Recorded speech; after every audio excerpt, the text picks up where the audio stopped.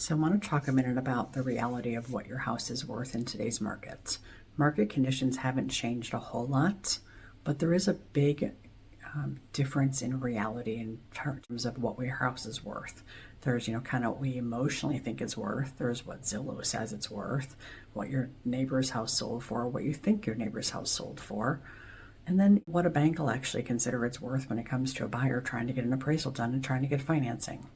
All those things can be very different numbers.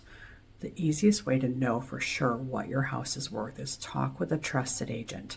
Have them look at comparable sales, looking at houses that are similar size, similar condition, same neighborhood or very close by.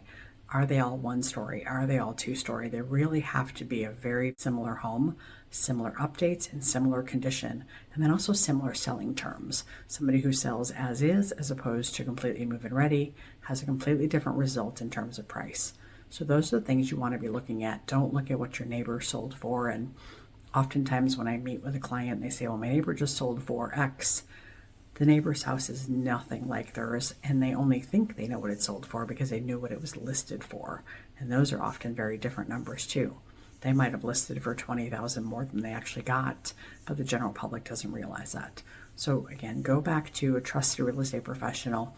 If you have something that's a really unique property, really odd, out of the box, say I've got an octagon or earth home or something like that, then we'll want to get an appraisal done prior to putting it on the market so we know for sure that we're hitting in a realistic price range.